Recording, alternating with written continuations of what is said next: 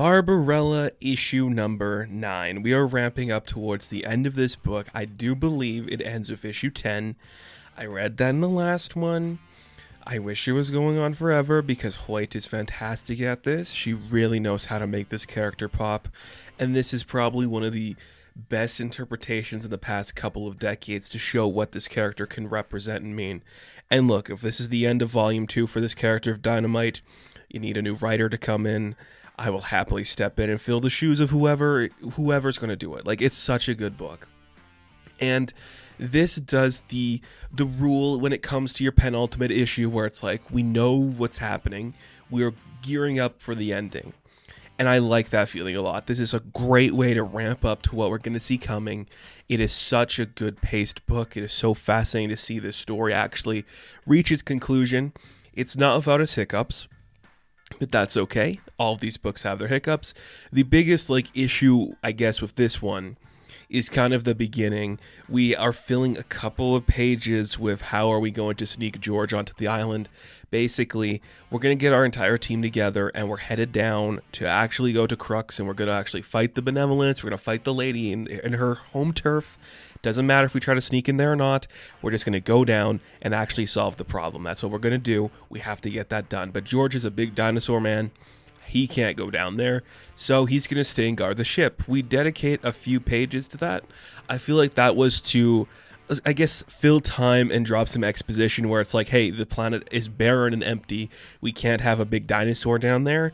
So it is doing two things where it's like giving us why George isn't going to be part of the mission and telling us what we're expecting when we go down to the planet.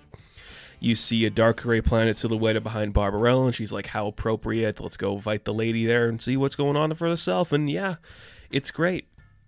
Because when we go down to the planet, immediately we have to get our disguises. So, Barbarella gets some nice stuff going. She gets some disguises for everybody to put on their cloaks. And as they're walking away, Talon sees a winged creature in the background. He's like, that is impossible. I know who that looks like from behind. I know exactly who that looks like. That looks like Pygar. And I am so glad we have finally referenced Pygar. It's been missing from this book. We know Talon was based off him and his people. We know that's what's going on here. And now we're really confirming that Talon is based on Pygar. But Barbarella is just surprised that he be here. She doesn't explicitly say hey, you're dead. Why are you alive? It's just more like, wow, you're here. Could it really be you? But it's not Pygar. It is one of the creatures from the previous planet we were on. He has been morphed by the lady, as we learn. And it was another one of her attempts to kind of build her own repertoire. And as the lady wants to become this identity for Barbarella, we see that she is trying to make her own Pygar. And she takes one of the creatures to morph him. It doesn't work, and he becomes a monster. It's just a mismatched bag of pieces, not really fitting into any hole. So that's what he is. And he's like, look, my life sucks. I cannot tell you where the lady is. I just want to get on with my life and move on from it. Please let me die. They leave him alone, and everyone's like, we should really have used him to figure out where the lady is. And Barbarella's like, don't worry, I know exactly where she is. We're going to have to find her nest. They're like, nest? What are you talking about? Because the lady is of a certain race. Her race lays eggs, and when they have to lay eggs, they have to nurture the eggs and grow them in a certain spot. So she theorizes that underneath this fountain, where it's like a monument to the eggs, there'll be a gateway where she can go down and actually find the layer where these eggs are going to be housed. Using her genius once again, they head down into this great sewer area. They're just swinging around, doing all this weird stuff. And they're looking through all these corridors and caverns, trying to find the place where these eggs could be, that the lady would have them. Of course, Barbarella finds them, and she is instantly attacked by the lady. We do name drop Laskin here, and that's her, I guess, egg name, which is kind of dead naming somebody. That's an interesting element. It's not something they've explored a lot in this book. Well, I guess kind of gender neutral ideas in the last issue, but they haven't really explored identifying as a different person from your born name, your given name, and becoming somebody else. That's something they haven't really explored, but that's such an interesting concept that I'm amazed they haven't really. I think they will. If anybody else touches this book, they'll get there eventually. So just saying egg name for a reptilian creature identifying as something else, that's kind of interesting. I just thought that was a nice little touch. That's something we're going to play with. We see that she does look like Barbarella. We saw that earlier in the book. She's back again in the black and red, but you do get like a little bit more hints of the reptilian features. You see like the sharp teeth. Her eyebrows are a little more sharp too, which is kind of a fascinating idea to throw in there. I like that a lot. There's just something about her jawline. I can't explain it through the artwork. It's just a little more like pointed, which makes it a little more reptilian, which is a very fascinating thing to see. So she fights Barbarella, sends her through like this weird wormhole thing where she gets attacked by like a robot surgeon. I don't know why it's wearing a mask, just to go with the motif as the doctor. She beats it up a bit, and she's just like, you can't win, Barbarella. I know all your moves. I know exactly what you're going to do. You're going to lose. So she's like, why are you doing this then? You want to be me, that's fine, but why? Why do you have to take over the world, and why do you have to do it as me? And as we learn why that is, it's just pretty much because it makes it easier. You know, because you are such a symbol of hope and positivity that if I take your image and corrupt it, people are still going to look at it as a positive thing.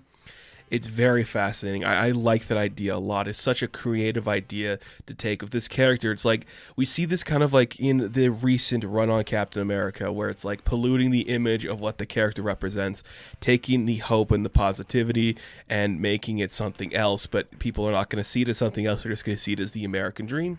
That's what you're doing with Barbarella. I like that a lot. And as she has captured Barbarella's crew, they're all trying to say, like, just because you have her face, you cannot actually act like Barbarella. Like, we like her because of her hope and her caring and her soul. You have none of that. She helps people and she fights for people. Like, just because you look like her and you have, like, the luxurious looks of the most attractive woman in the galaxy, you do not have any of the other qualities that makes her the most attractive woman in the galaxy. She's like, that doesn't matter. I have this body. I can do whatever I want with it. I almost made my own Pygar. Maybe I'll make my own Vix. It doesn't matter. I'll get everything I want, and it's going to work out okay. So she gets her big cat bouncer to, like, lock him up. For some reason, I don't know, just, like, I guess they're drowning them in a waterfall now that we see the artwork. And basically, she's like, oh, one more thing. Because, you know, you took everything from me. I'm going to take something from you. And she shoots Town. And I love it because it feels like every other issue of this book, Town is either being attacked or killed or destroyed.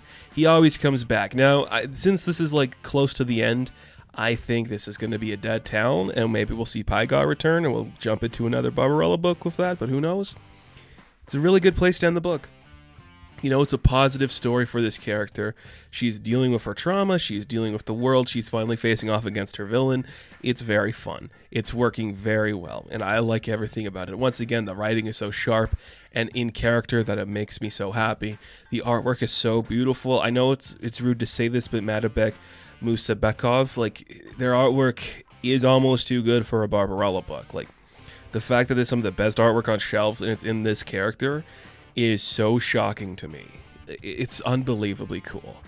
And everything about this is just ramping up for a great 10th issue. I'm really sold on this. I love the fight. I love the idea of just corrupting the Barbarella image. All of that works to make a really fun book that is going in great directions. It feels like it's going to have a really strong finale, and I cannot wait to see what that's going to look like. And if we ever come back and there's going to be another Barbarella book, you damn well be sure I'm going to talk about it, because this is the character I'm going to die on the hill on for the rest of my life.